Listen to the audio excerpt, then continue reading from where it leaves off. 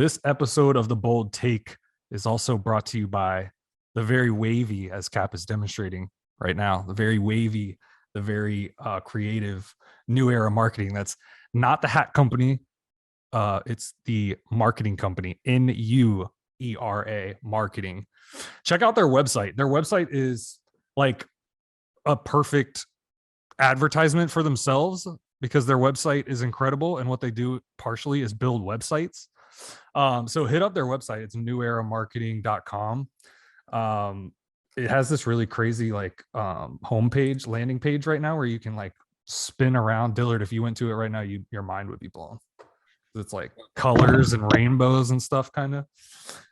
But they have a page on there that kind of goes into what they do, creative, social, digital, web.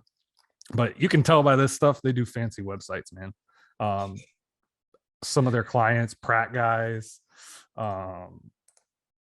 City of Jacksonville, Modern Climate Control, and they're also a local company, which is really cool.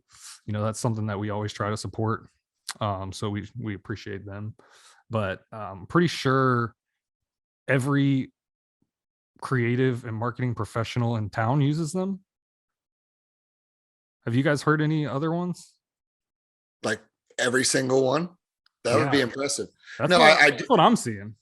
I do know that like if you have a company out there, which many of you listening do, and everybody needs help in today's day and age with getting your brand recognized, being able to cut through the noise and find your customers, right? And that's what New Era Marketing really specializes in, the brand development.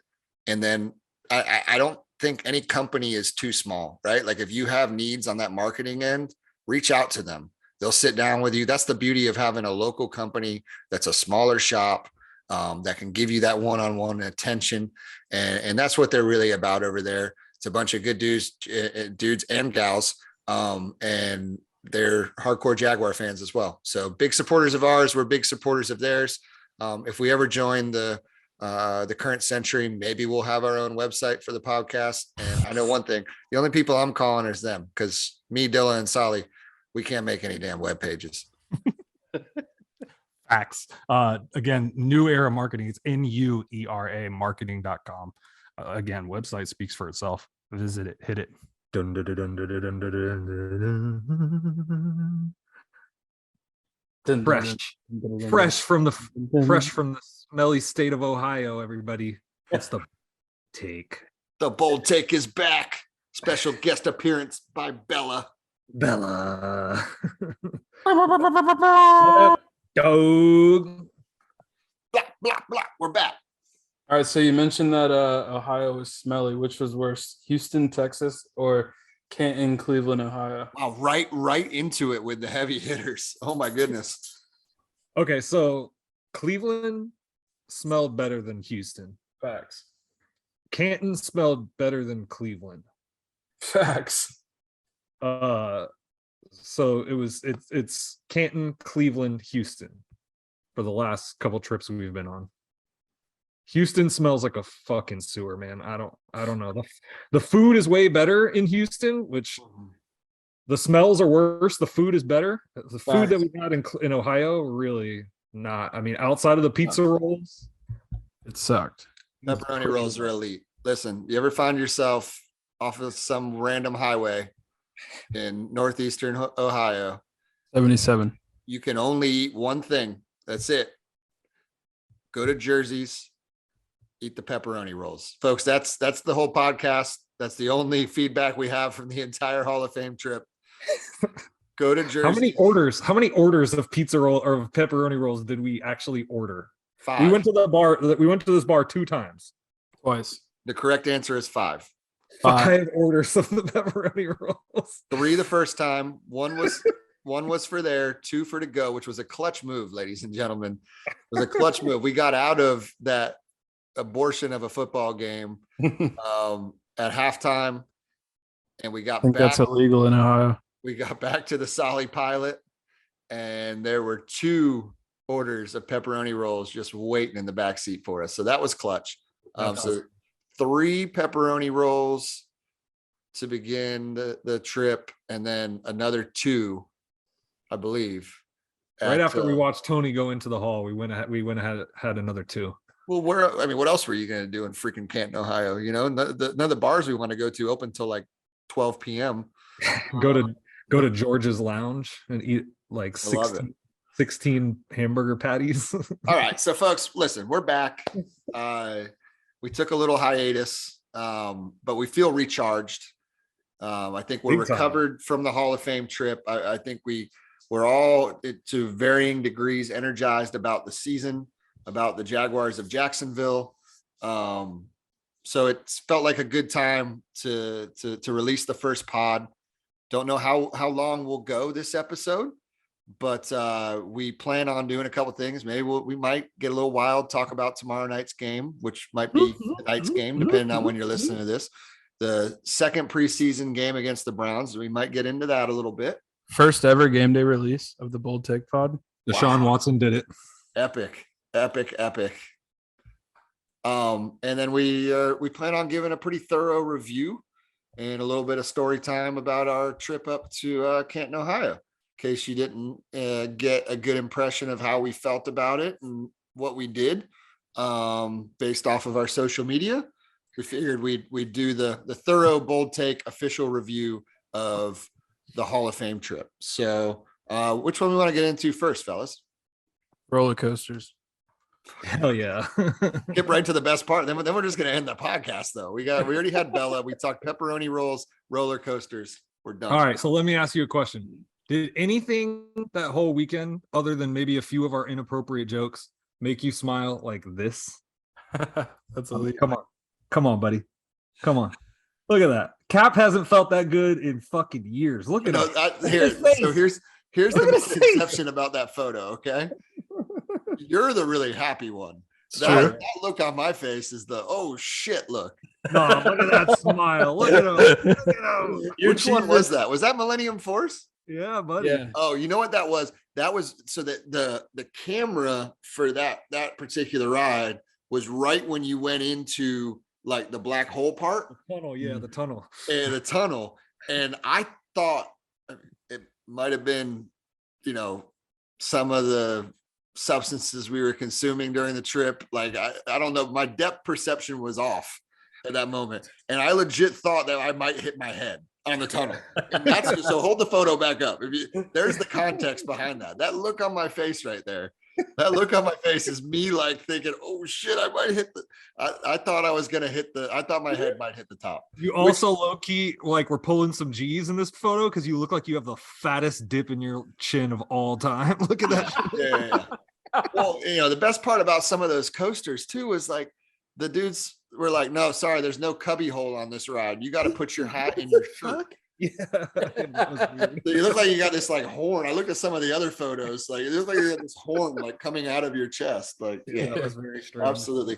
But hey, like let's not bury the lead in that particular element of the trip, Steven Soliday. I mean, who waited for like 73 hours with you in the front row lane to go on that roller coaster? That's right. God. Like a great dad that you are.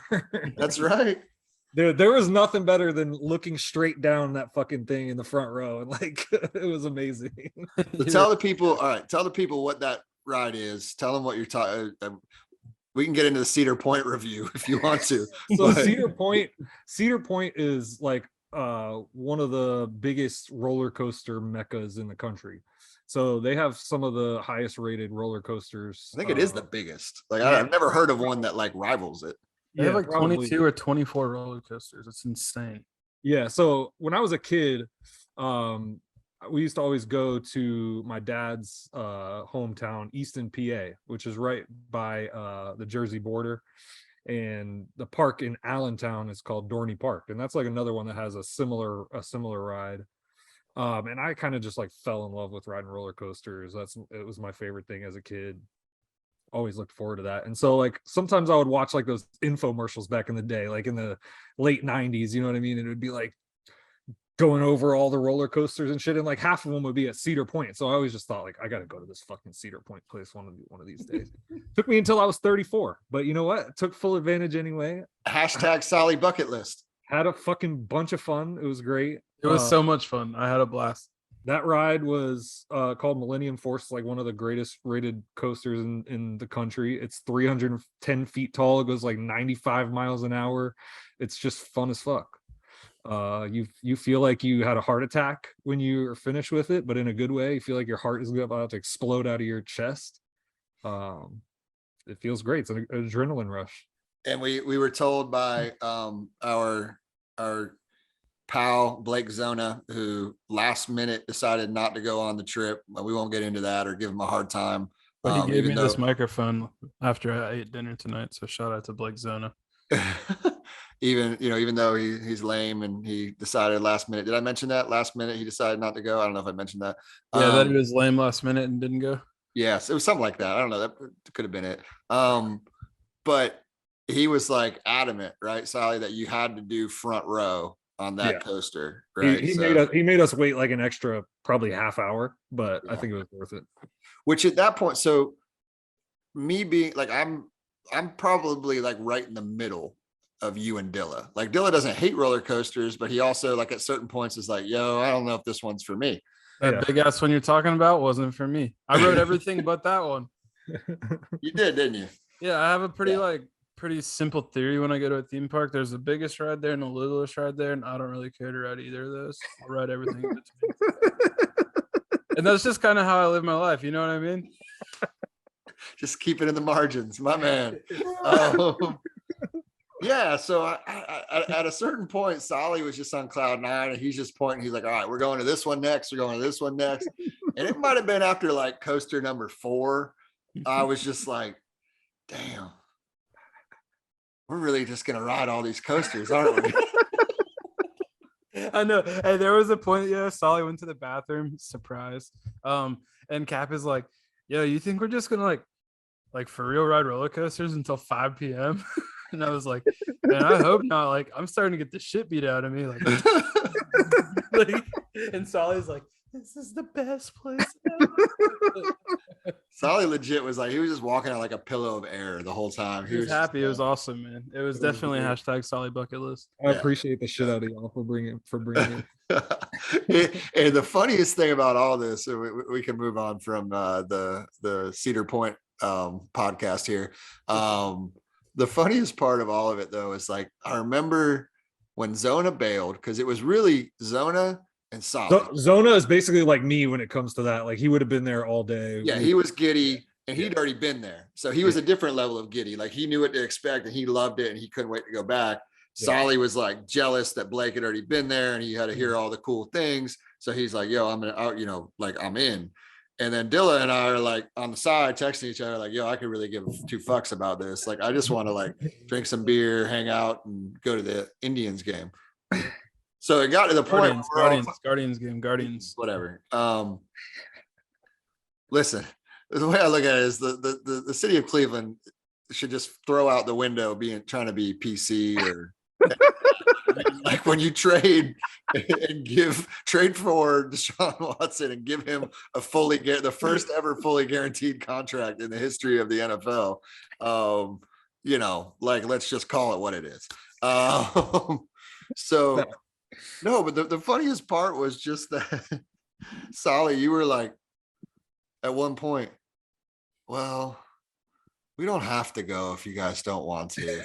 Yeah, it was like, fuck. And dude, Dilla and I were just both like, we didn't even talk about it. Like we both just had the same reply. We're just like, dude, if this is that important to you, we're going and we're riding roller coasters till our nuts fall off. Like that's what it was. Bro, I straight up told you, Solly, I was like, hey, here's the deal. If we get to the theme park and it's slam packed full, I will drop the $200 to get the fast pass with you. Facts. I'll do it. And I don't even care if we go, but you guys are going to make me act up.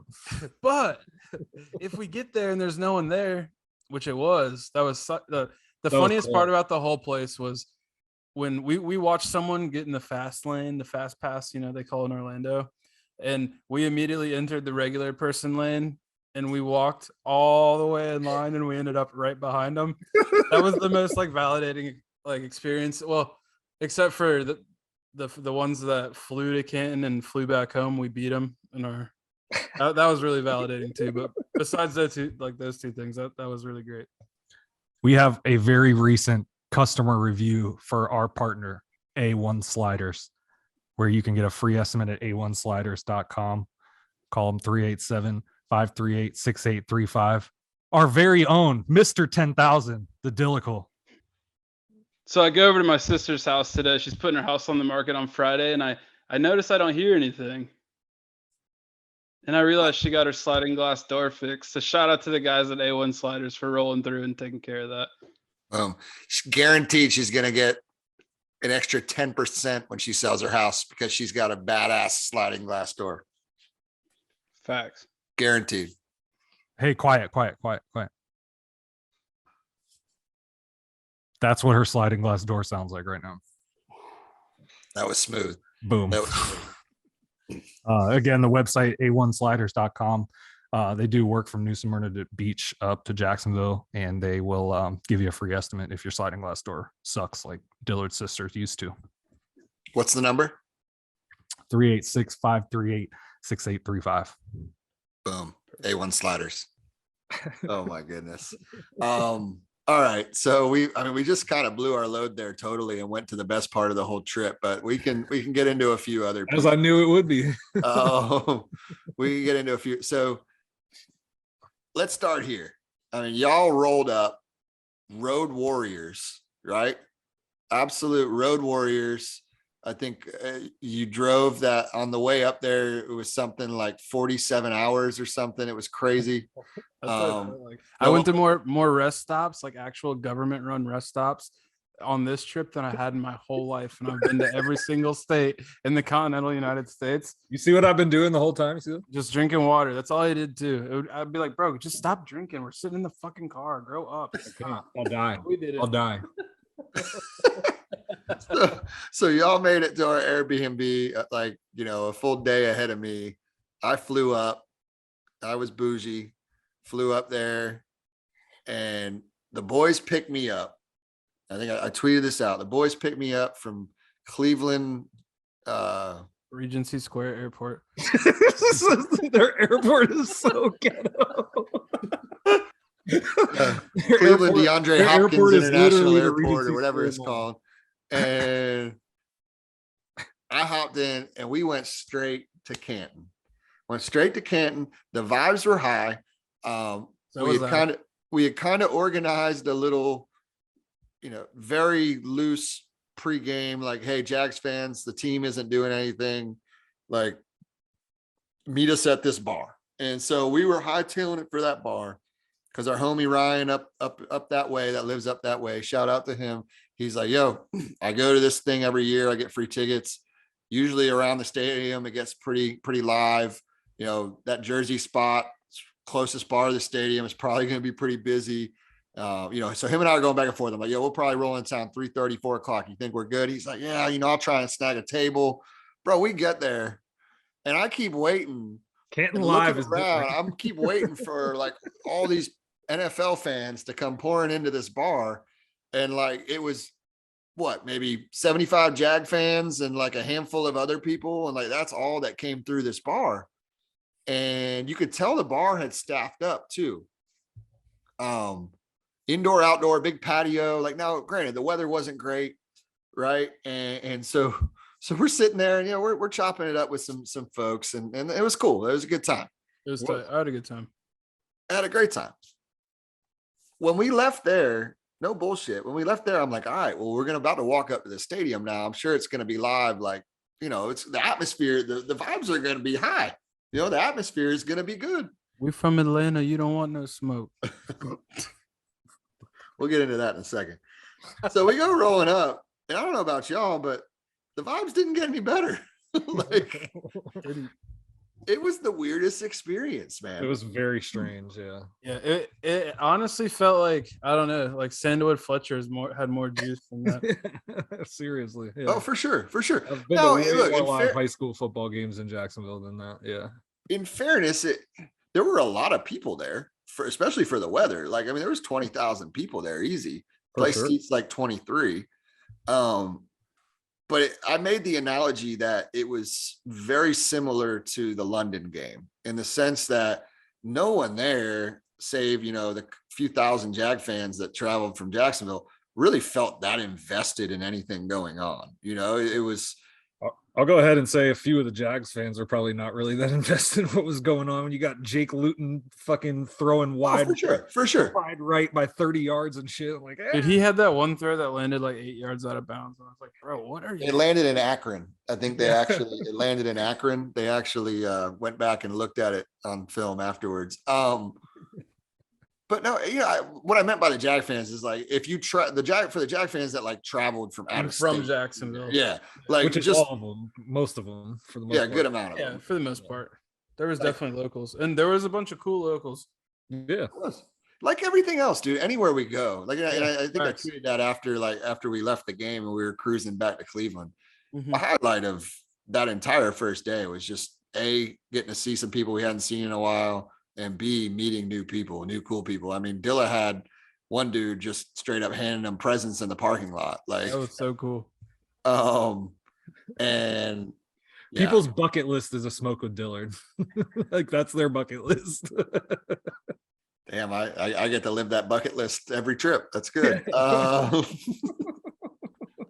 guess I'm blessed. What was y'all like takeaways from, not from like the actual gameplay, but like the experience at the stadium during the game? Like, what were your feelings about it? I thought the game itself was kind of what I expected, completely pointless.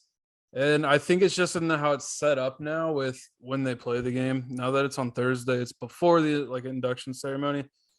It kind of means nothing. You know what I mean? It used to be the buildup was into Saturday where we do the induction ceremony, and they play the game on Sunday night, which like had it been like that, there would have been, you know what I mean? It just the flow of the week is better. Yeah. I think the weather was the biggest damper though on the game. Standing under the very limited like cover, that's the thing. It's a high school football stadium that for 1 week a year is the Tom Benson Hall of Fame Stadium, yada yada yada. So there was a severe weather, like all you guys that watched it on TV, like the game was delayed, you saw that. There was really nowhere for us to go. It was like a really weird situation. Everyone was like nuts to butt, like just packed out.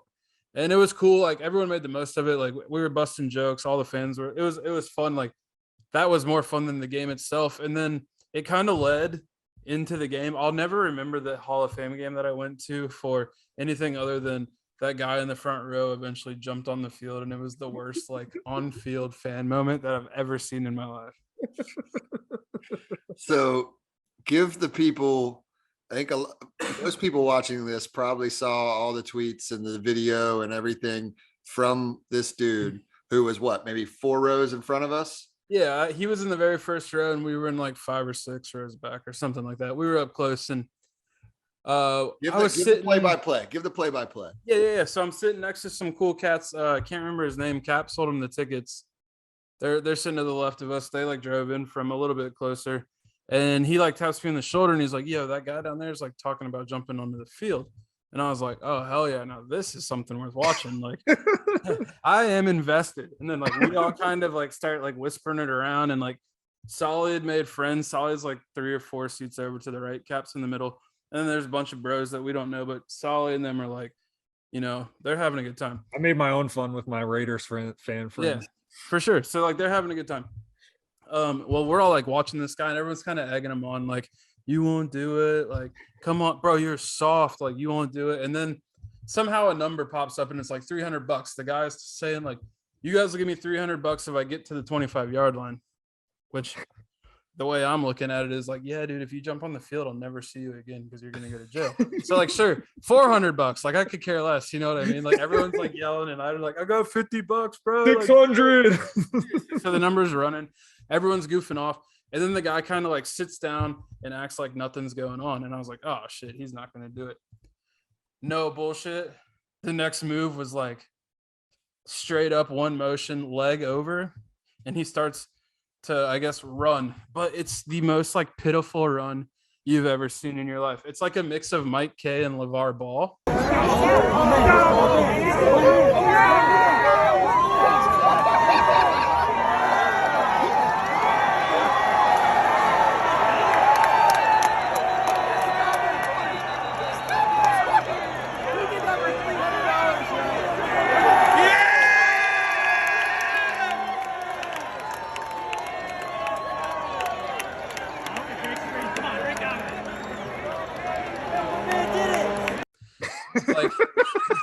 It's like a waddling duck with a full diaper.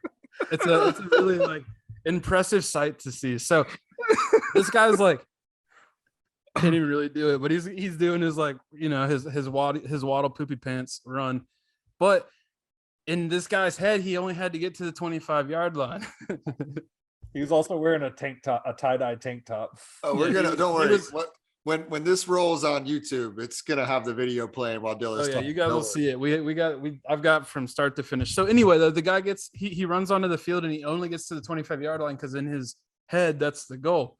And then it makes it like the lamest on-field like fan rushing attempt ever because he literally turns around, starts pumping his hands up, and 4 security guards grab him, do the like we're tough and mean, and like roll his shirt up and walk him off the field. And I think that's it. Except, of course, our friend Solly had to go piss for the 47th time that day.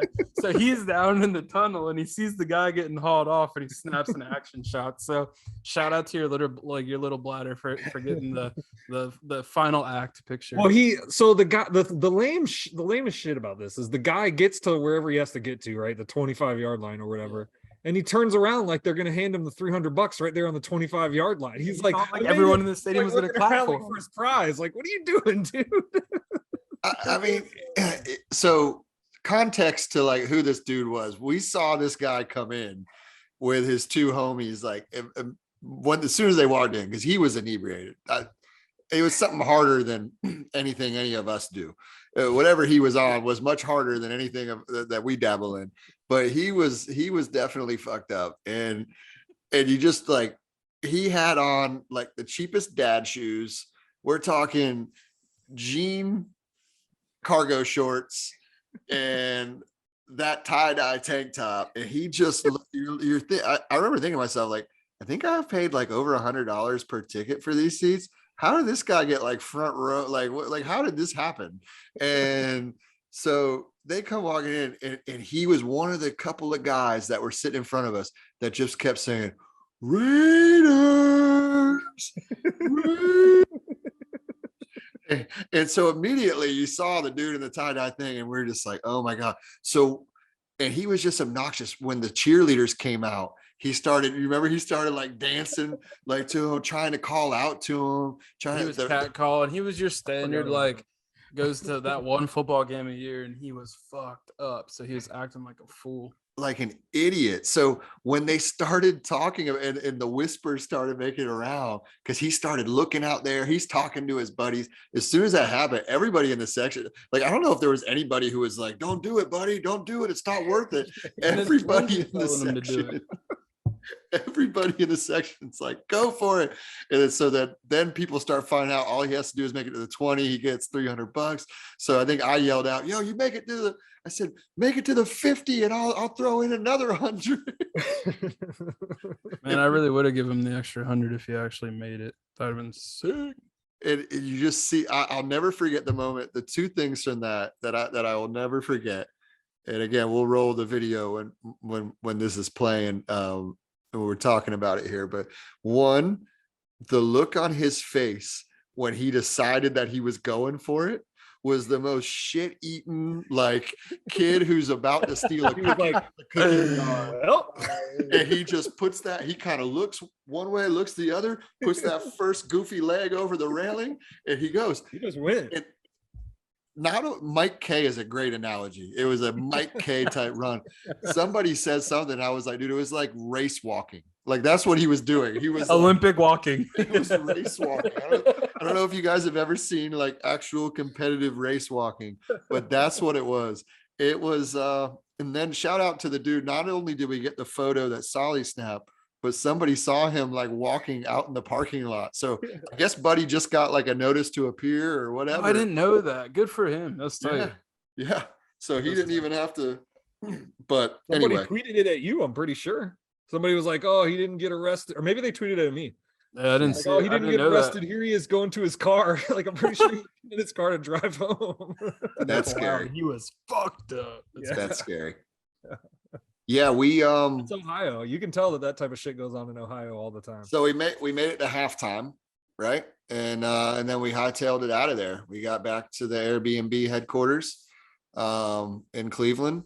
The weather was starting to get crappy again. Yeah, the too. weather was kind of getting crappy again, and let's just face it, guys. It wasn't worth staying for. Yeah, literally the Trayvon quarterback Walker, that I was played out. got cut. What's that?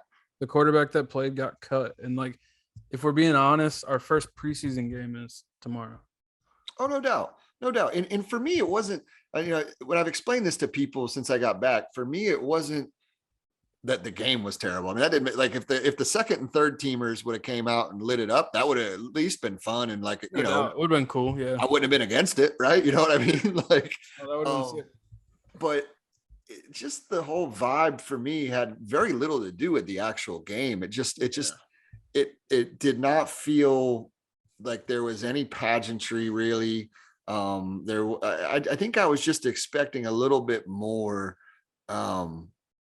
excitement around the week, right? And what was going on. Not necessarily the game, because who the I hell don't know if this is a word, but like the sacredity of the event. There was just no like or a moment to the weekend at all. Like, man, this is sick. Like that moment of like, man, I'm glad I came. It was more like, well, I'm glad I saw Tony Baselli rip that sick ass speech off on Saturday, because that was the really validating part. And I know we just like skipped ahead, but No, you're good. I was just gonna say, like, you hit the nail on the head, because for me, it was a series of things where I kept kind of being a little disappointed, right? Like, so the game and the atmosphere surrounding the game, I remember leaving and being like, wow, that was pretty underwhelming. Like I was there, I bought some souvenirs, and that was that. And I think I held out some form of hope that maybe there would be a little bit more of that nostalgic feel, that that pageantry for the actual induction when we got there on Saturday. And it was actually less special feeling. Like the vibe of the evening and the stadium at least being pretty packed actually surpassed the induction day, which was kind of surprising to me. Yeah, it was hella surprising. Solly, what are your thoughts on all that?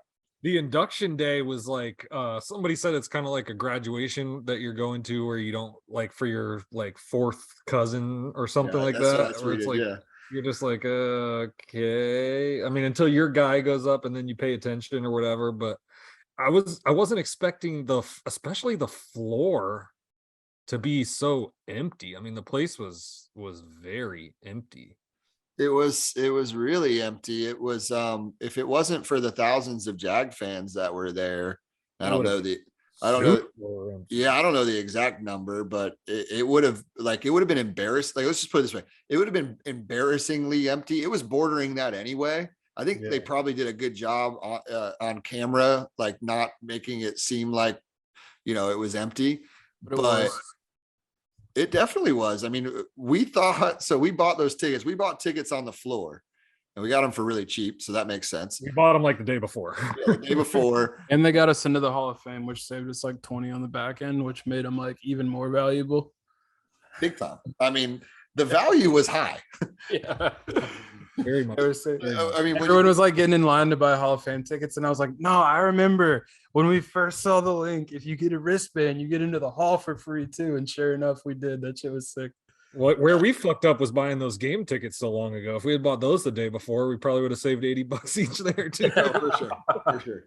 For sure. I definitely lost money on that endeavor. No, I if it wasn't though for those, it would have been like tragically empty. It was so empty that we could literally just go in there and pretty much sit wherever the fuck we wanted. We sat in different seats. Put it this way: if Tony Baselli didn't get in, that shit would have looked like a high school graduation. And everyone that was participating was your fourth cousin.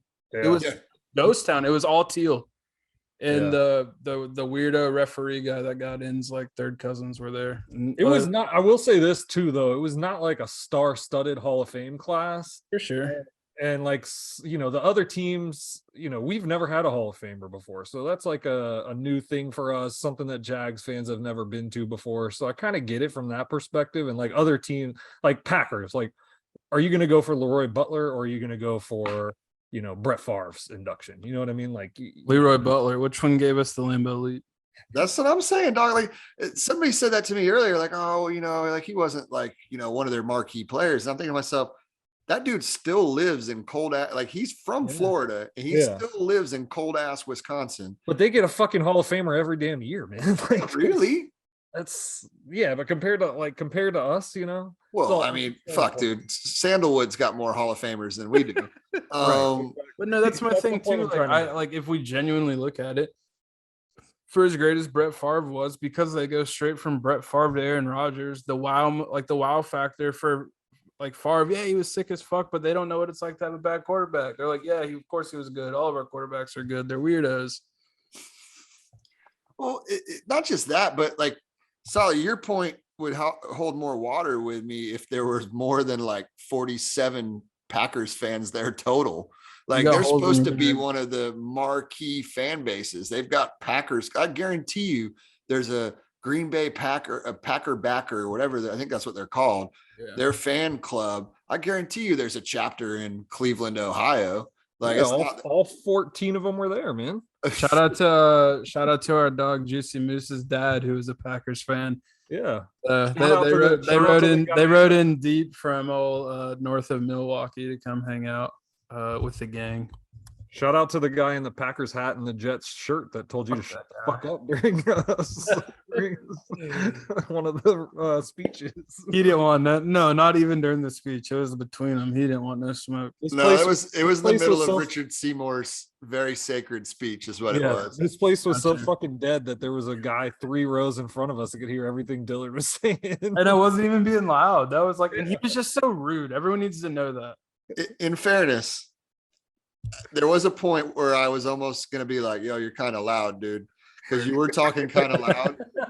But regardless of that, it must have been something I was passionate about. Regardless of that, the way the guy he could have handled it better, which is what pissed you off ultimately. But I thought there was a solid 14 to 15 seconds where I thought Dilla might fight this old man and we might get kicked out before Tony Baselli even got to do his speech. It was never that serious. You would have had to really fuck that old man out. That would have been sad. I was chilling. He was mad. He was mad, but you were just disrespectful, and that shit pissed me off. I was like, bro, you could have just said, hey man, like, let's go, and can you chill? I'm trying to listen to Richard Seymour. Yeah, and he was not. He was rude. My man turned around and said, after Dilla clapped back at him, he turned to Dilla thinking that he was going to have the ultimate clap back. And he said, he said, I bet you're not going to sit here and talk while Tony Baselli's giving his speech. And old Dillicle looked right at him and said, the fuck I won't. Watch me. And so we had to stop Dillard from getting in 4, maybe 5 fights. That's not true. I was trying to fight everybody, dude. No way. Maybe that weed was laced with something. I don't know. He was. I think it was whenever he was coming down, bro. He was like withdrawing bad. Oh wow. Yeah. So, I'll say this too about the whole experience. I think the funniest thing about the experience was how we all were in lockstep before we even talked about it, about how we would look back at it. And it wasn't even like we had to get back here and then look back at it. It was like in the moment, we all were like, well, we're basically here so that we can say 10 years from now, I did it. I was there for the first Jaguar, saw Baselli go in, boom, check that box. Like it was like, in the moment, that's what we were all like. That's kind of how lackluster the whole thing was. Is in the moment, that's how we all agreed that it felt. The reason that no other fan bases go is because they've already had Hall of Famers get in, so they've seen how lame it is, and they're like, I'm not fucking going back there. Honestly, that might hold water. Because honestly, like, I mean, genuinely, once you've been to the Hall of Fame one time, you don't need to go again. No. Like, I could go to the Smithsonian's in DC a couple times to like hit it all, to see it all, and it'd be cool. But that it's not that big.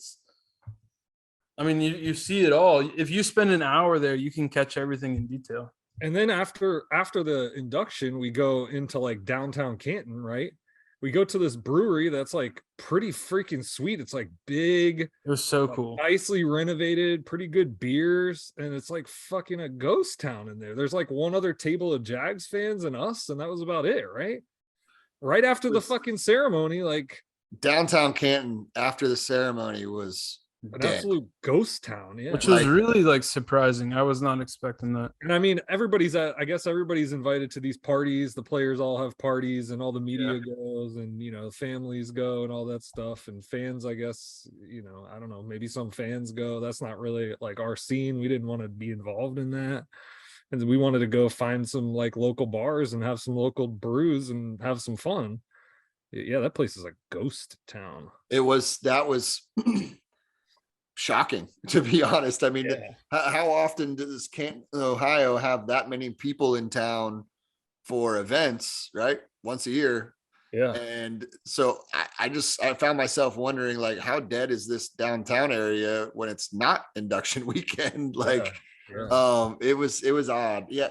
You know, I was going to speak a little bit to kind of the whole idea behind all of, you know, the dignitaries, the media, the local media, all that. It really felt like at a certain point, and I think this was really hammered home during the actual induction ceremony, it felt like there was two different Americas. There were two different induction. There were two different Canton Hall of Fame experiences. Like, because I was talking to some people while we were there, and when we got back, they're like, "Oh, it looks so cool." You know, I'm watching Martineau's updates, and Hicken and Prosser are talking about it and this and that. And I was just like, "Listen, man, the boys from the Bold Take, we didn't have any VIP access. We were cruising with the normal folks, just like we are, and it was a different experience, right? Like, to be able to be behind the scenes, up close, VIP for all that stuff, I think would make it more of like a nostalgic feeling, more of a, you know, a special feeling. Nothing was really done to make it special for the fans, like to promote atmosphere, to, you know, to just promote togetherness, organization, nothing. That goes for the actual Hall of Fame and the ceremonies there and the things around it. And then that goes for the Jaguars. And for me, it was pretty frustrating looking back on it. And I was frustrated prior to going, and I was a little frustrated while we were there about this, but even looking back and seeing how all those bars were so dead, like, it would have been so easy to just organize something for Jag fans. And you know what? I get it. Listen, this is not me bitching because I didn't get to go to something that the team promoted or did for fans or whatever.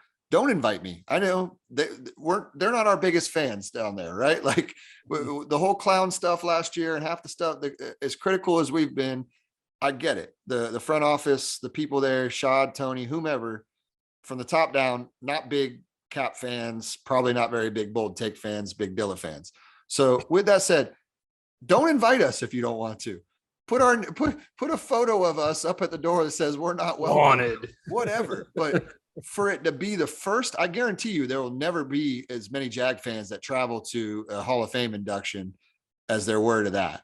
Right. And so for the team to do nothing for the fans, Trayvon Walker won't get in for like 28 more years. So he already had his Canton moment while he was there. So but that did in hindsight as well, it just bugs me because it was such a missed opportunity for the Jags to just kind of say, hey, this is awesome.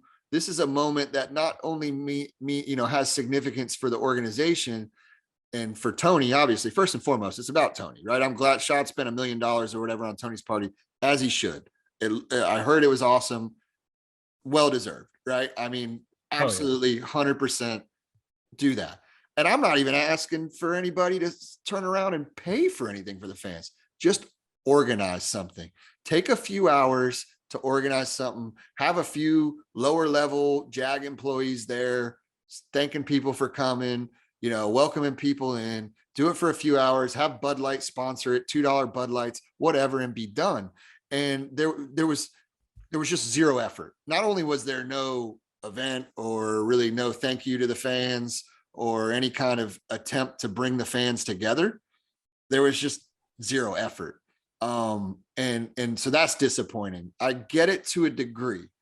What I figured out as we were there is I think most of the Jag people that went up from the org, they were mainly focused on, hey, documenting it. And then the other folks were just focusing on experiencing it. And I understand, because the people who work for that organization, I still have a few friends down there, believe it or not, it's not the easiest job because the team has been shit. And that makes, whether you're selling tickets or you're trying to get digital engagement, whatever it is, it makes your job harder, right? When the team is as bad as it's been. So some of those long-term employees, they deserve to go and have fun and experience it. So I get that, but that's really what it felt like. It kind of felt like, hey, we're here as the organization. Hey, look, everybody, look, wave at the fans. Thank you guys for coming and coming all the way here. And no attempt to kind of bring people together. So it was disappointing in that regard. I think, and the last thing I'll say about this is it was significant to Tony and his family, as it should be. First and foremost, it was significant second to the organization. But if we're being real, most of the people who were in those stands have way more time, love, energy, and effort invested in this team than Shad and Tony do. Yeah. You know what I mean? Like that's reality. Shad and Tony just came along a little while ago. Right. Like, I mean, you're talking about the people who traveled there, spent their hard-earned money. And so that to me was just disappointing that there was no attempt made. I don't know. Yeah. I do think that it was kind of cool, like for the old head sports media bros, like Hicken and Prosser. And I know like we don't all like them, but Sam Kavaris and Gene Fournette, all the guys who have been around Baselli since he was younger, just from the experience standpoint, like Pete, like you said, because at the end of the day, Baselli likes those dudes. You know what I mean? And Pete too. Yeah. That's nobody likes Gene, but I get what you're saying. No, it was. And of course, so they're just saying their vibes were like through the roof. They were all having roof, dude. Are you kidding me? Like, working for the Times Union as a sports columnist for 412 years. That's the coolest thing Gene Fournette's ever experienced. Are you shitting me? It's like, hey, I got this, so I could go cover Bulls football and Corky Rogers. Like, are you shitting me? He got VIP treatment at the Hall of Fame. Like, he was loving it. No, it was Tony's speech was amazing. Like, credit, Tony's so good. He wiped his ass with every other person's speech. They were terrible compared to his. I tweeted about it, but I thought it was so sick that like the person with the sickest speech had all the people in the stands, and I shouldn't have talked through Richard Seymour's fucking induction, but dude, that shit was boring as hell. There was no Raiders fans around me. There was no Patriots fans around me. It wasn't on purpose. But like that shit was boring as hell. No one gave it, like no one cared. It was a TV event. It was for a TV production. There was no juice in the stadium, and nothing happened from the time Leroy Butler went on and we all hooted and hollered because they said Jacksonville, Florida. Right? And then when they said Florida State, the Seminoles fans hooted and hollered. And then he said Packers, and then the 14 Packers fans you talked about hooted and hollered. And there was not another sound until the weirdo referee guy with the third cousins. They got excited. All right. Shout out Art McNally. Yeah, there you go. Cousin of Rand. And here we go. But then again, nothing until Tony Baselli went, right? And I think it's important that we like talk about when Tony Baselli went, the energy was there. Everyone was like, man, this is tight. What happened when Tony Baselli was done? Everybody left. We all left. if it was anything sentimental or worth watching or enjoyable for anyone else, people would have stayed. But as soon as it ended, everyone went to the door because it was so boring. There was no juice, no nothing. And I'm really like I said to you guys, that was what really sold it for me. That was like I don't know. It was a walk-off home run and we won 1-0 and we played a terrible game. But luckily, thank God that happened because we can take a positive from it. Because otherwise, the two highlights of the trip were going to be going and riding roller coasters and going to the baseball game. And then you housing like 7 cheeseburgers and 12 plates of fries. And that was awful. Yeah, no, you're dead right, man. It's I don't want people to come away from listening to this episode and be like, damn, this guy's just like, that was hard to listen to because they just seem miserable about their trip. I mean, oh no, we had a fucking great time. I was gonna say I had a blast. It was such a fun switch up trip because it wasn't balls to the wall the whole time. We might be actually depressed if we didn't have like the 3 of us to bust jokes and like have an actual fun time. But yeah, we would. But in terms of like the actual NFL events, it was whack. Yeah, compared to we've done the NFL draft, we've done playoff games, home away, we've done games that don't matter at the end of the year, games that do matter at the end of the year. We've gotten blown out in person early in the season. We've seen it all. I had more fun watching RG3 get hurt and some guy named what's his name? Kirk Cousins came in and beat our ass like 42-10. You know what I mean? And just to correct Cap earlier, he said that Deshaun Watson was the first player to get the guaranteed contract. Shout out to Kirk Cousins. He was the first player. 3 years, $75 million deal or something weird like that. You like that? Now someone can correct me on that, but that's what we're here for. We're just a chain of corrections. But I don't really know like how we got here because I got like 8 brain cells, but you guys can take it back because I'm trying to figure out like when you're gonna tell us what's on that magic 8 ball. That's all I'm trying to figure out. Are the Jaguars gonna win tomorrow? Not likely. Oh, yeah. So anyway, put a bow on a big bow on. Get it? Huh? Nailed it. I had a good time in Cleveland. I thought Cleveland was way cooler than I ever expected Cleveland to be. I thought the baseball game was a blast. Solly and I had a day before Cap to like kind of cruise around. Downtown was like a cool scene. But if I never went back again, it would be cool. I'm fine with it. Yeah, I have zero plans to ever go back to Cleveland, Ohio. Having now done Cleveland and Cincinnati, I want folks to listen to me. I'm going to look straight in the camera. Cap's been to Ohio 2 times in the last year. And then one of them was really close to Kentucky. It's true. And the one that's close to Airport Kentucky is in Kentucky, so you were in Kentucky. Way, the one near Pennsylvania, way cooler. Wow. Cincinnati takes it for me. It's not even close. So does Cincinnati have roller coasters nearby? I mean, I'm pretty sure Cedar Point's only like 2.5 hours or something. So yeah, a lot closer than Jacksonville, Florida, I guess. All right, next time we go to Cincinnati, I'm in.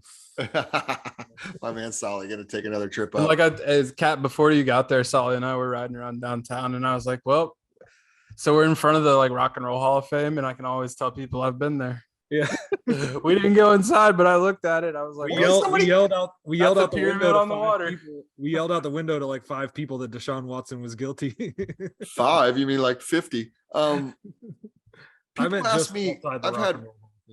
I've had like 10 people ask me, "Oh, did you go to the Rock and Roll Hall of Fame?" I'm like, "No." Like why would I go? Like, is Jimi Hendrix gonna come back from the dead and play while I'm there? Like, what is that? Like, why? I don't know. Yeah, just the appeal to that just didn't. Purple haze is all in my mind. Hey, did you go to the Hall of Fame? Did you go to the Rock and Roll Hall of Fame? No, I have Apple Music. It's right here on my phone. I mean, as much as I want to see like Alice Cooper's like underwear or something, I just like that doesn't really do a whole lot for me. Tommy Lee tweeted a picture of his dong today, and you want me to go on to the Rock and Roll Hall of Fame? Yeah, I'm just like, going. Dude, rock and rolls on the internet in the palm of my hand. Okay? That's it, baby. That's it. Yeah, dude, Cleveland.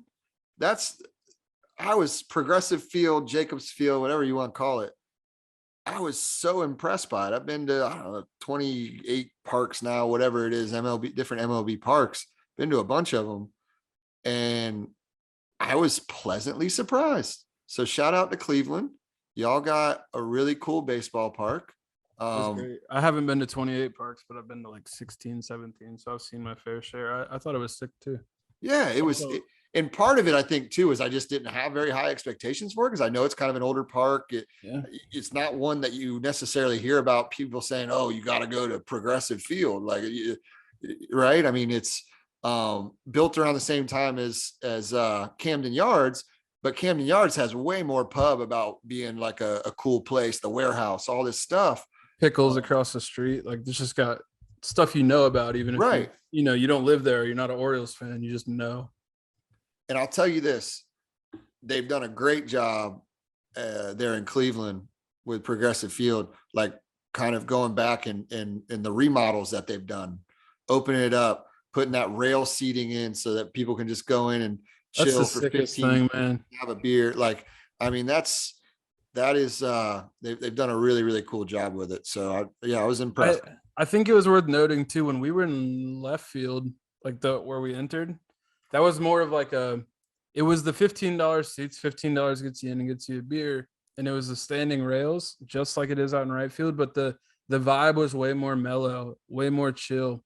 When we got out to the ones out in right field, it was like, I mean, it was like a college party. They were wilding out there. Yeah, the college kids were drinking, and I thought it was kind of cool. I don't know if it was a thing, but I noticed a lot of shit like that, and I just thought it was like interesting that, the section with the double-decker bar over in right field with the same $15 seats, it's like that's where the crazy kids go, and the people who are like, hey, I'm just here to chill and watch some baseball, they chill over on the other side.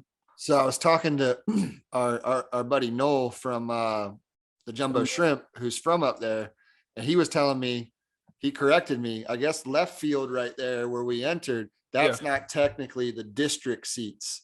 That's like rail seats. But right field, remember where we walked out the exit and all the bars were like right there? That's considered, I guess, the district. So you walk out it. So that's probably why it was way more live over there. That makes sense then. It just felt like there was the same thing because the seating and the railing, it had the same indications, the same seat looking numbers. You know what I mean? So, but how smart, dude? Like take out the last 30 rows, 20 rows in those corner outfield spots, put in these rails. Mm-hmm. And I think it's Friday nights for $15 you get in, and it includes your first beer.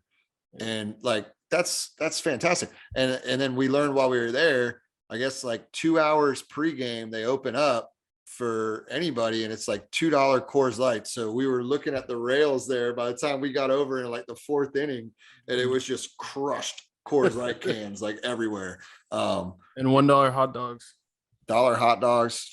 Dilla and I had a cold one or two. I was not impressed. So if I ever go back, I'm going to issue this challenge to the great folks that may listen to this in the Ohio area. I need to be hit with some better food wrecks. Food did not impress us very much while we were there. So just put that, throw it in my mentions, my DMs, whatever. Say, Cap, you got to go back to Cleveland because you missed here and there. Like the food winner was the Cleveland Bagel store that was around the place. So I didn't have that. For me, the food winner was the burger joint, George's. That was which is a very fine dive bar. I had a great time. The pepperoni rolls and that pepperoni pizza we ate at whatever that place was called was grotesque. That shit was disgusting. It wasn't even bad. It was gross. It was not cooked all the way. They like accidentally knocked over the salt and the lid came off and it went in there. It was awful. Solly had some weirdo, like I eat fancy pizza and I fucking ate all that shit instead because the pepperoni pizza was so garbage. I eat fancy pizza. I like that. If you're planning ahead and you're making Boz part of that plan, he'll be there. Doesn't matter where you are. Yeah. He'll be there. Just plan ahead. So commit his number to memory and plan ahead. Don't be like Antonio Brown. Don't be left standing outside in your goofy boots and your skinny jeans, looking like a peasant, waiting for somebody to pick you up outside in New Jersey, of all places. You can't look like that in New Jersey. Boz wouldn't let you look like that in New Jersey. Could you imagine walking out of your job and a black tinted window like Suburban pulls up and just picks you up and you just roll away looking like the president. And so take a page out of Trevor Lawrence's book. After he, got done listening to our last episode, he called Boz and hooked up his lady, sent Marissa down with all her homies to the stadium in a huge party bus. So shout out to Boz. Boss. Yeah. All right. Moral of the story: call Boz. Sally, what's the number? 904-887-0763. Or if you're a Jags Twitter person, Jax Boz at Jax Boz. Hop in his DMs. Okay.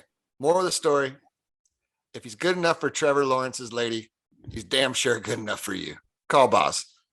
All right. I say we wrap this up here shortly, but first real preseason game tomorrow night. We'll come back in a few weeks and we'll give our officially unofficial bold take pod predictions for the season. I think we'll definitely 13-4.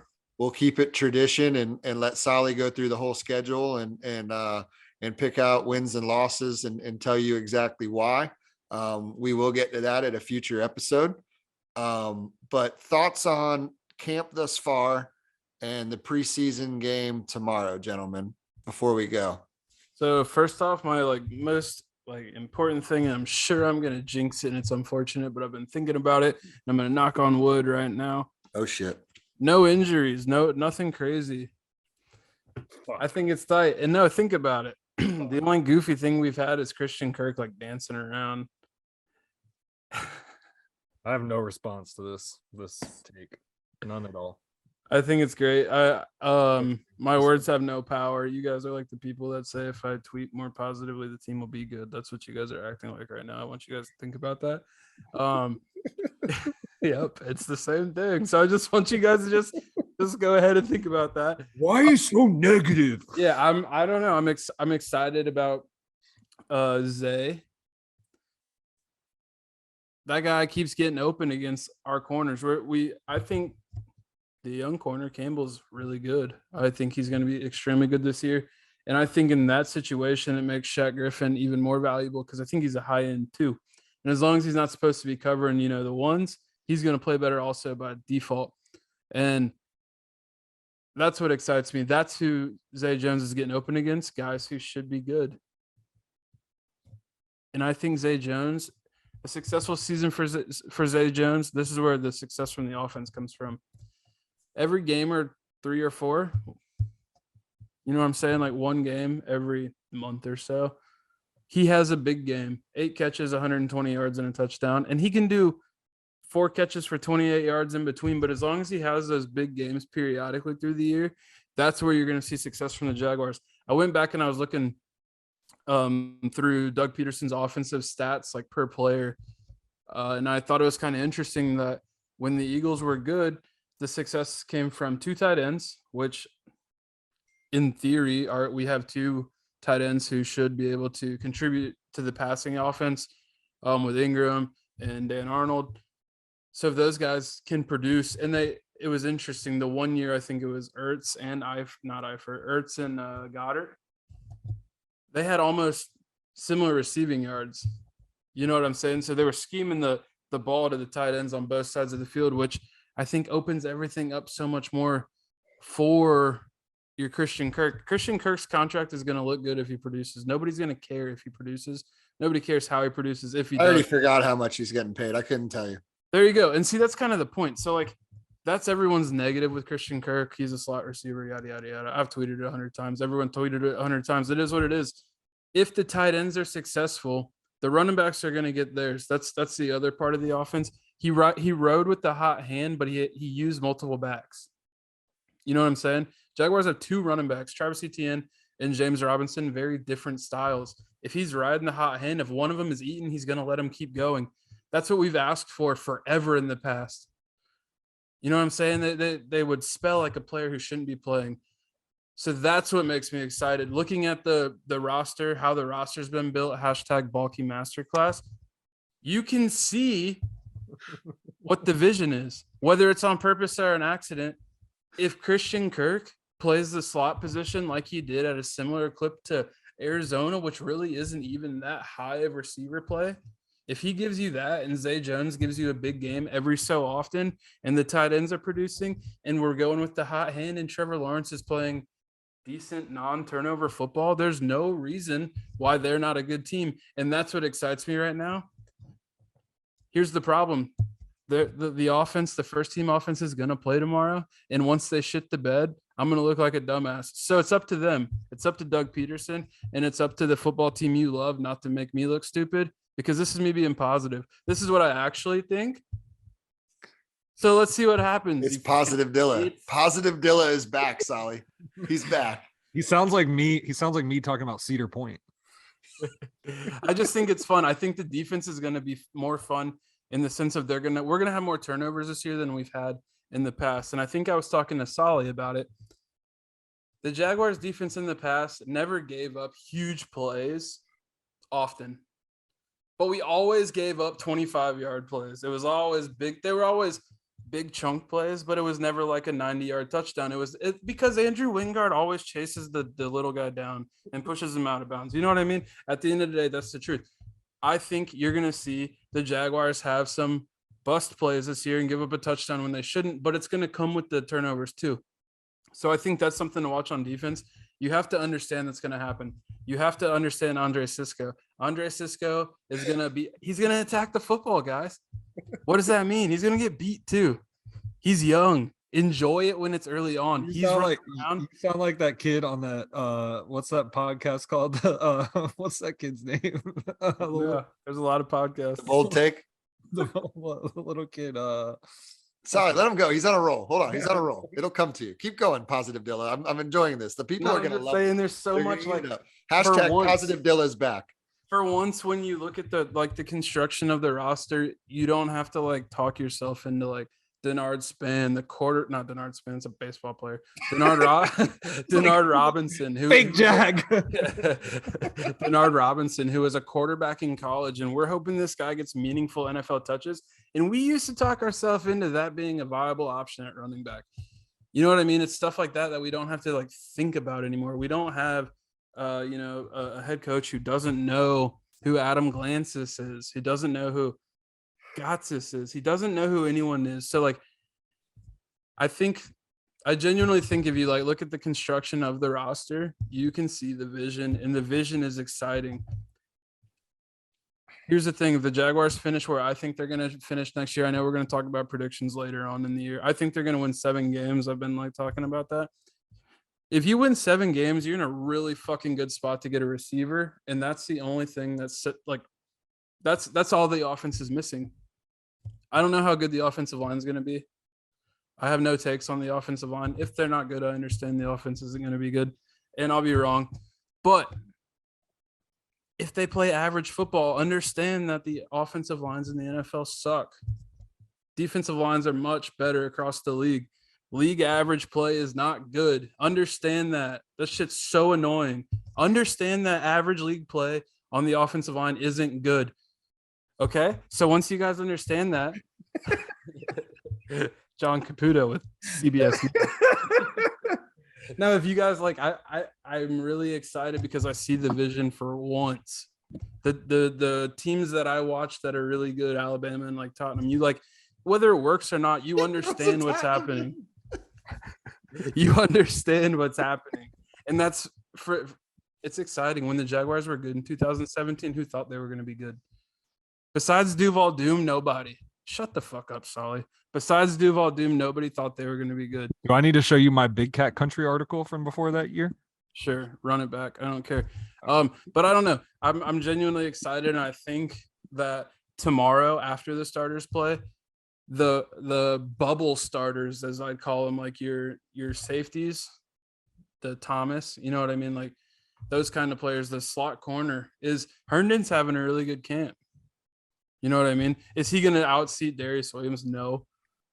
Is Darius Williams going to get hurt? Probably. They all get hurt eventually. So it's nice to see that you have players who have contributed in the past with new functional coaches. All of a sudden they like can contribute again. It's just, I don't know. Everyone seems the Dan Arnold video is me right now. You feel me? I'm just a sicko with a mic in front of a camera. It's just where I'm at right now, you know? So I don't know. I'm excited. I'm really excited to watch the Jaguars play football for the second time in 2 weeks.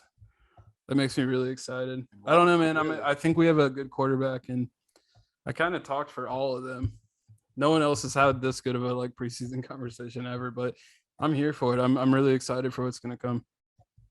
Listen, the Cliff Notes version of what you just said is Positive Dilla is bike. He is 100% back. And I'm here for it. Sally, are you here for it? I'm totally here for it. Every ounce of energy that he just displayed, I think he stole it all from me, but I'll be back tomorrow. I'm ready. I'm here for it. So we're there tomorrow. Dilla's fully expecting, with everything that he just said, he's fully expecting for them to come out and look terrible. And then he's even threatened that Positive Dilla might not even be back for next week's episode. Here's the deal. If Trevor Lawrence plays 3 series, I expect 10 points. Oh, okay. I expect the possibility at 10 points. I'll settle for 6 with a missed extra point and a missed kicker because I understand that the kickers aren't very great right now. Okay. Okay. You feel me? I'm with you. Even if that's because the defense turned the ball over and they got a short field, that's part of the game. I have to say, I've done a really good job over the last 8-9 months of being firmly entrenched in the Jaguars are terrible until they're not. Yeah. Camp. And Was that before or after we bullied Trent Baalke into paying attention and being a decent GM? What's up with that? Why does the stuff he does now all of a sudden, whether it works or not, it just seems like semi-coherent. And I don't even mean like drafting like the first pick that he drafted, just everything else. The off-ball linebacker, Muma, I don't understand that pick. I don't think he's perfect. I think he's got flaws, but I don't know, man. It's just like for like the shit that he did, like since he's been in Jacksonville, under Dave Caldwell or whatever his initial role was, to now is like night and day. And it's just funny because, again, it's like I said earlier, like, I mean, whether it works or not, the vision's there. And that's something that maybe it was just because Urban got what he wanted more often than not. I don't know. Yeah, but I don't know. I think it's crazy to ignore the fact that Trent Baalke ruined the 49ers. Like, they were in a really good spot roster wise, and he blew that shit up. There's only one and reason. Ran the coach off. There's only one true answer to all this, and it's the clowns. That's that Shad Khan knows way more than we do. I mean, honestly, man. Hey, honestly, if he was right in quotes, if the accident paid off, I'm not gonna be mad. No, me either. No, frankly, that's what you being a fan entitles you to, right? I hope he's fucking right. Hell yeah. Yeah, no one, dude. And that's been kind of the cool thing is, like, I know the hashtag Baalke masterclass and all that is, at times it's more tongue in cheek than others. Sometimes we're gonna be what are you talking about? Yeah, anyway, listen, I've got the mic. Hold on one second. So with that in mind, I also haven't seen too many people who are just like, fuck that guy, like, oh, I can't, he still needs to go, blah, blah, blah. Most people are like, all right, we'll give him a chance. Let's see what happens this season. Most people are like, well, Dilla likes him now, so do I. Facts. I mean, that's it in a nutshell. But hashtag Team Tosa. Tomorrow we're rooting for Ryan Santosa, not Elliott Fry, just based off names alone. Can you elaborate? Yeah, the one guy's name is Elliott Fry, and that's a trash kicker name.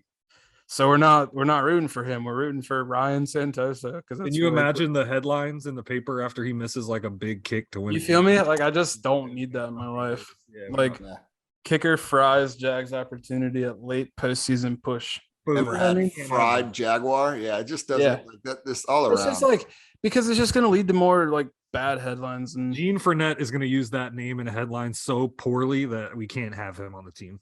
He's actually going to call him Fries, Fries, Fries.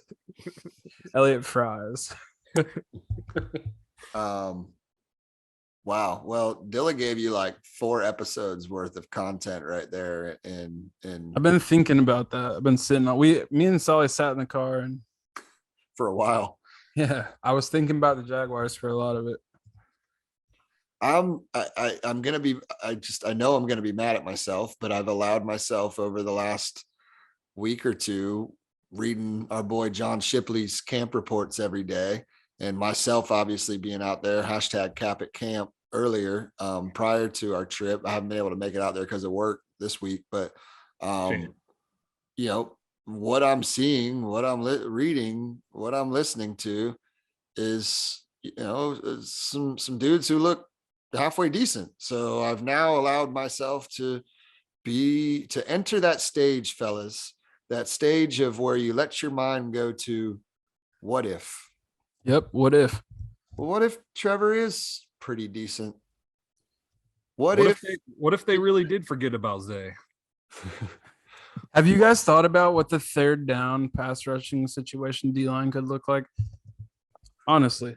What if Trayvon Walker ends up being the next Julius Peppers, right? Like, I've allowed my brain to go in that direction. It's exciting. What if we actually release Dewey Wingard?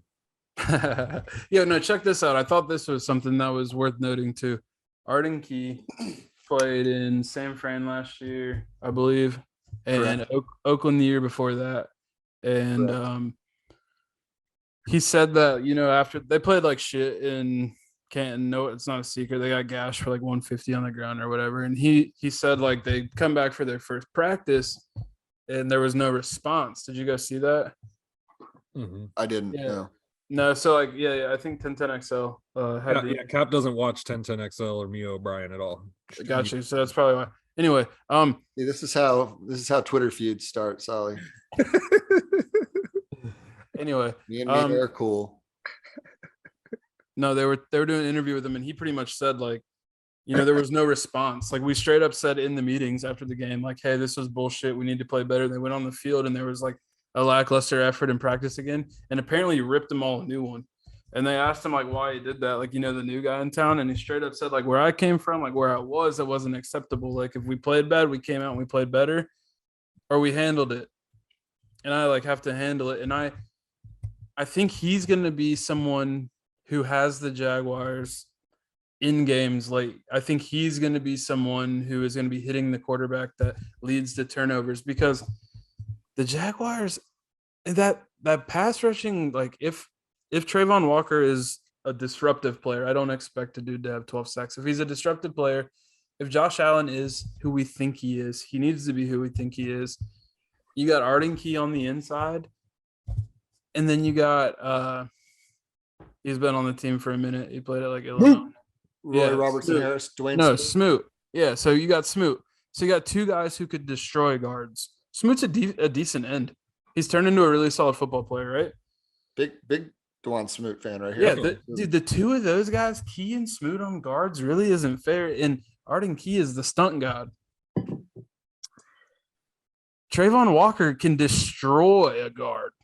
Trayvon Walker's a problem.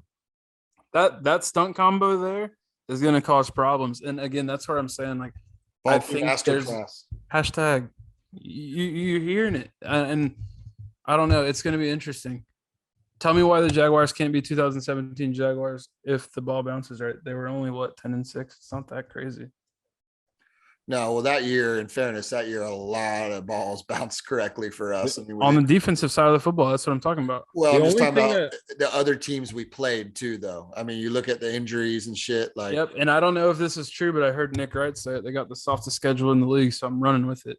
I believe somebody followed that up, like in true Nick Wright fashion, and said that's not entirely true. But they were like 25th of 32. Right? Yeah, it's like the 6th or 7th. Like, yeah.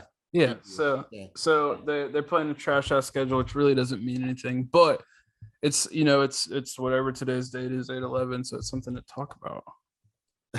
Indeed, plenty to talk about, plenty more to talk about as we go. Excited, man. Are you guys excited? You are, bro. Listen. I just spent a solid 50 hours with you, and I didn't realize that you were this excited. So the game in Ohio, like, I expected it to suck and not be fun. I'm excited to go to the bank tomorrow. I'm excited to watch the starters play. I'm excited to watch Doug Peterson's offense with starters play in it. Like, I think, like, genuinely having a competent coach for the first time since, like, Jack Del Rio, like, who's borderline competent. Doug Marone was an accident. Doug Marone was a locker room pleaser, so like there was no drama, but he sucked. He got lucky in 2017. Gus Bradley was flat out terrible. Mike Mularkey was somewhere in there, awful. The old Gators head coach, not to be named, terrible. I mean, we can keep on going forever, you know what I'm saying? And so, like, the fact that we have a head coach who was a head coach before and was successful before, and now we have that here, and he wasn't successful at like Utah State. He wasn't successful at, you know, Bowling Green. So, real quick, He wasn't successful at Ohio State. I didn't hear that about Arden Key jumping into everybody. Yeah. Does it make you feel?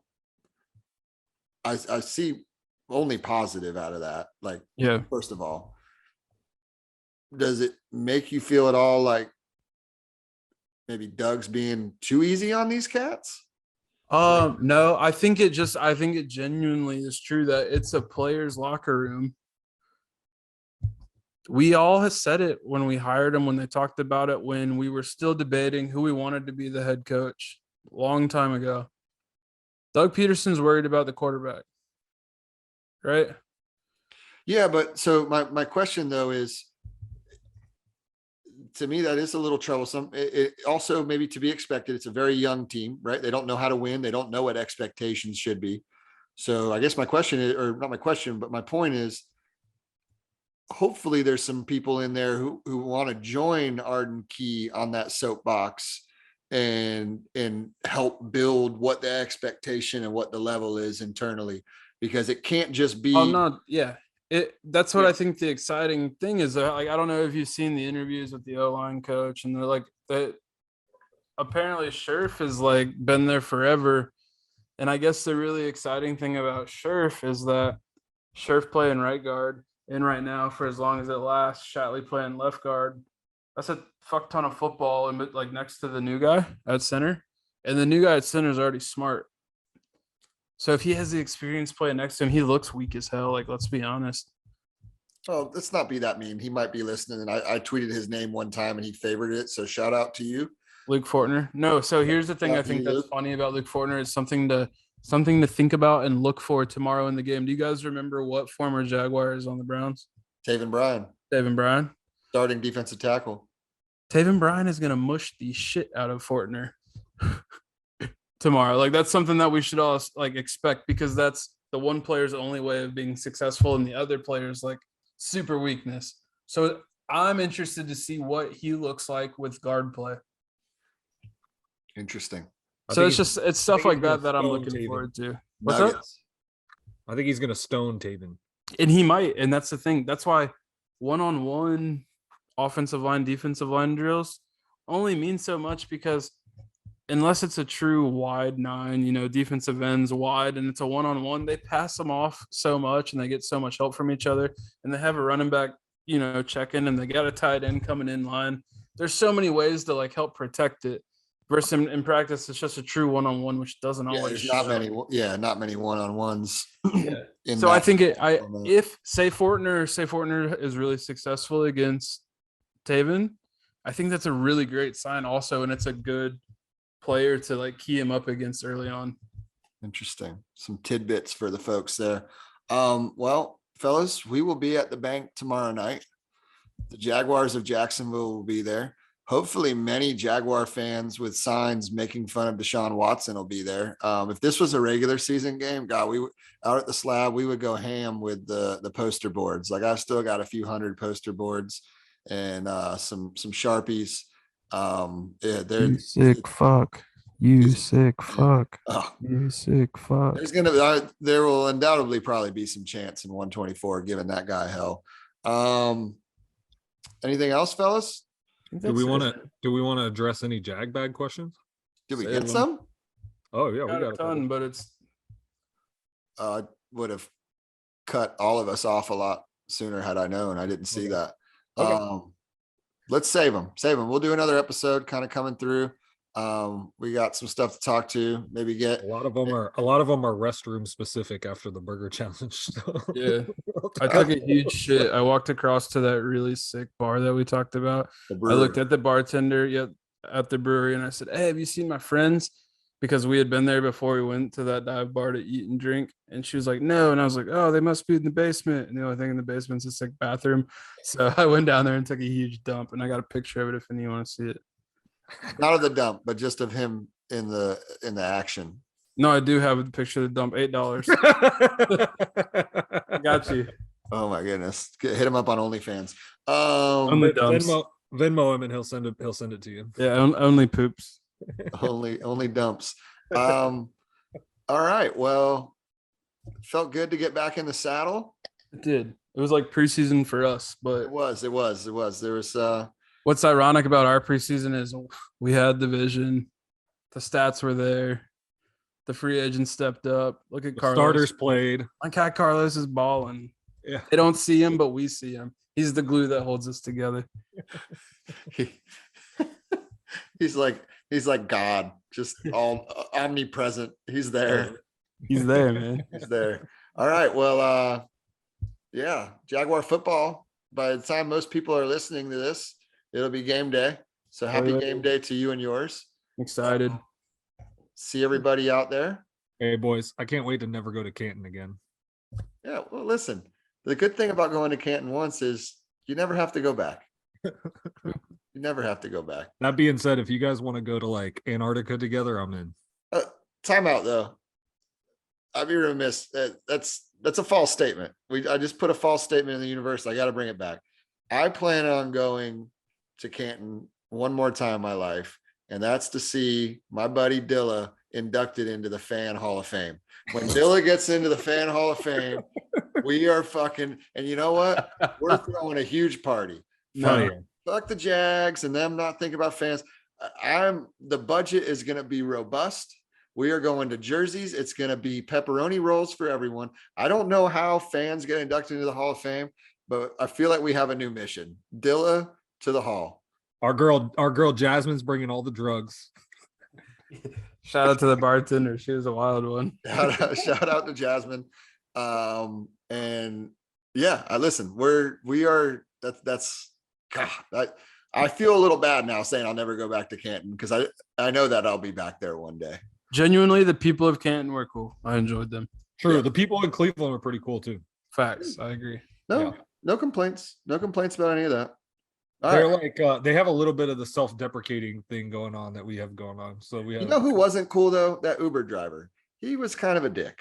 Yeah, he was a dick. It's like, yeah. I can't believe Jaguar fans are giving me hell. Like, Oh, Uber that guy fans are sucked. I pissing was like, me bro, off. you're a Browns fan. We're thankful for you.